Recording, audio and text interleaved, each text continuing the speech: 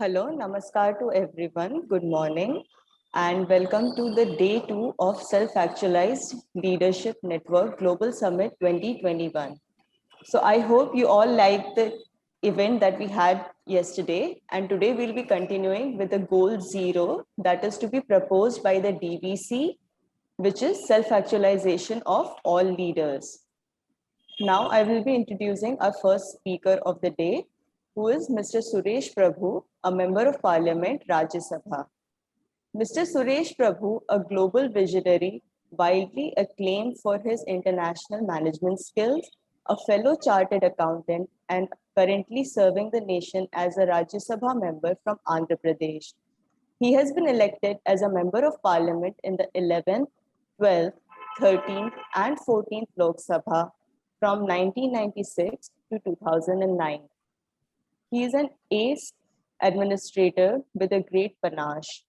He has held various cabinet portfolios in the capacity of Union Cabinet Minister and bring revolutionary changes in these ministries.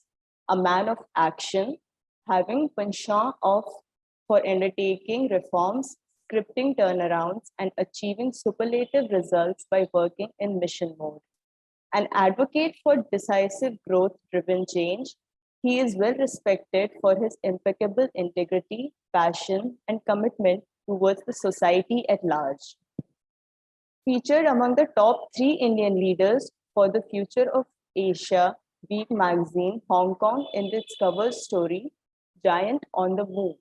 Known for his out-of-the-box thinking, he has scripted various reforms and effected organizational transformations. He always stands for worthy social causes, and in line with this, he is connected to more than 150 NGOs and social organizations. He is a chairperson of Manav Sadhan Vikas Sanstha, an NGO working towards empowerment of people.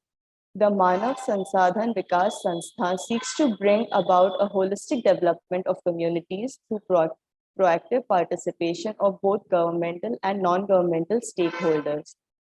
We take great pride in inviting Mr. Suresh Prabhu to share his thoughts on proposing the goal 0 self-actualization of all leaders to the United Nations Sustainable Development Goals. Thank you very much, sir. Over to you now. Yes, so thank you, Aishwarya ji, and thank you, Mr. Chandel, for this very interesting program. Let me congratulate you and also appreciate your efforts in creating leaders who in turn will change the way we think and in turn will reflect in changing the way we live. And that's the only way we can survive on the planet.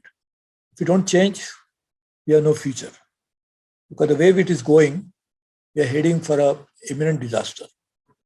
And in that light, the leader's job is to lead the flock in the right path, guide them correctly, help them to realize their combined shared goals. And to do that, we need clear vision.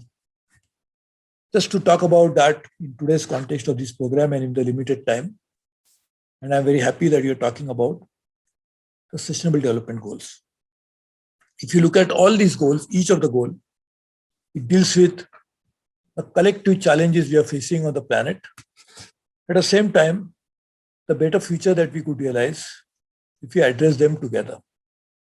Whether related to water, whether related to energy, whether related to education, whether related to environmental issues, all of that together can actually help us to be a better citizens and collectively will have a future. Because as it seems that we are heading for a collective suicide.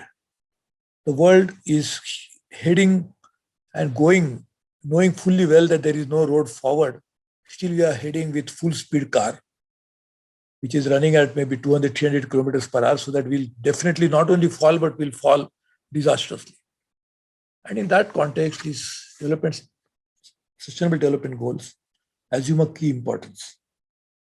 There are gender issues. So basically, the challenge of this growth that we achieved in the last several decades is that economically, the people are better off. Of course, that's one part, but economy as a whole, worldwide, it is better off. But if you really analyze the demography, if you analyze the economic growth and whom it has reached, then you will realize that this overall picture of economic growth belies the reality. There is more and more inequality which has crept in to the societies. The rich societies, the poor have become poorer. The poor societies, the developing countries, they already had a problem because they were poor. They are facing even bigger challenges. So when you look at the macro picture of the world as a whole, it looks like the world has done better. But if you analyze it a little closely, then you realize that world may have done better, but societies have suffered. And those societies, the most vulnerable part, have suffered even more. So inequality is one of the big challenge. And inequality, there are already some people who are even unequal for a long time, for generations, for thousands of years, like the women. So the gender issues become very important. When you talk about economic equality, when you talk about social inequality, whether it is on account of race or caste or religion, it's a different inequality. But there's a gender inequality. Irrespective of race, irrespective of caste, irrespective of religion, irrespective of economic strength, the women have always suffered. And that is one of the issues that needs to be addressed. And therefore, when you talk about sustainable development goals, it is sustainable not only from environmental perspective, but acceptable from social angle also. That why should societies be unequal the way they have been? You can argue that everybody is not born equal, but then we have a choice of making equal. Even in animal kingdom, there are some animals are stronger than others. But when you talk about a flock of animals, they try to live together in a manner that is not like the humans live. We always try to discriminate each other from so many perspectives. And we invent reasons to be different than one another. So this is a one part that has to be addressed properly. Environment become very keen preoccupation for the world. And we are seeing now that in Europe, a huge floods, which has killed maybe a few hundred people. And not only the floods were worst, but it happened just after an unprecedented heat wave. So just imagine, first became a huge heat wave, then became floods, and I hope there will not be any severe winter again. So just imagine the oceans are becoming warmer, the temperatures of the land is rising, the erratic climate behavior is resulting into more and more natural disasters, and all of that put together is creating a huge challenge for the human beings to survive. And in that context, the Sustainable Development Goals rightly talk about all aspects of environment, whether it's climate change, it's water, whether it's tree cover, whether it's forest cover, all of that put together. We have another problem on the planet is energy. We need energy to survive, but we need energy which is sustainable, and that's why it is part of Sustainable Development Goal. If we have right source of energy, like renewable, it can help us a great deal, whether it's solar or wind or biomass or now hydrogen and many others. So we have to think about making the world a sustainable place by changing the way we live. And to change the way we live, as I said in the beginning, we must change the way we think. And the way we change to think, who is going to cause the behavioral change, the change in thinking pattern? Who is going to do that? We need leaders. That's the leader's job.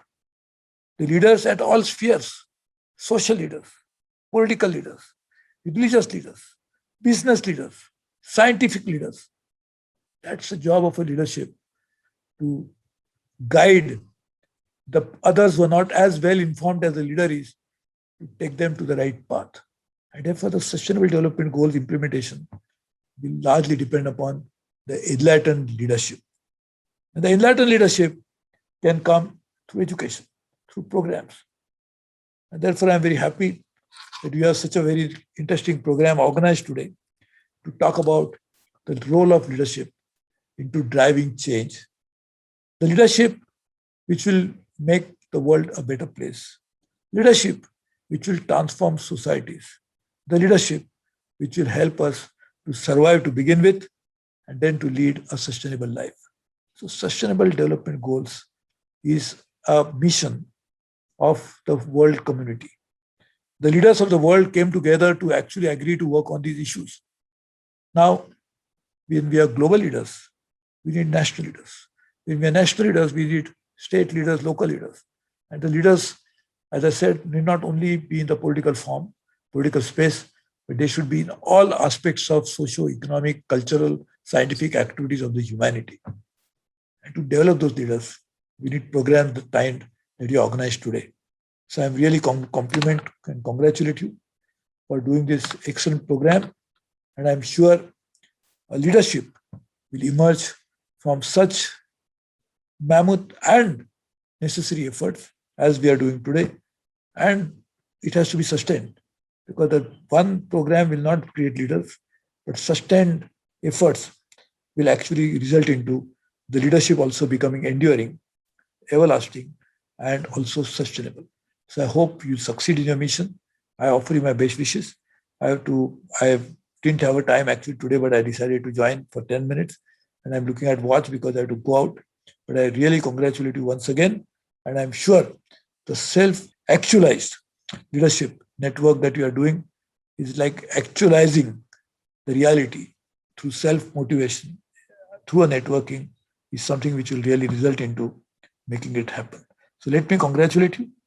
And I hope the actualization happens sooner than later. Thank you very much. God bless you all. Thanks, Arvindji, and thanks, Suresh Prabhuji, that he has talked about almost all UN SDGs in summary. And this is very critical, and we are like totally in line with what world leader think. And that's where we come as a complementary force or supplementary force to add weight and pace to this effort of achieving the United Nations Sustainable Development Goals, because it's not only about United Nations to sustain, it is about each and every individual and each and every family in this ecosystem to sustain. If you do not keep this shared spaceship healthy, you know yourself that what would happen as a catastrophic effect or an extinction level event. So we should all be prepared for that. It's kind of an emergency. If you see the United Nations wordings of drafting United Nations Sustainable Development Goals, you will find that yes, it is an emergency. So we all should work hard, work day in and day out to make this planet healthy again. It's not time to panic, but it is definitely a time to act before it becomes too late and our future generation inherit a very pathetic state of ecosystem from us.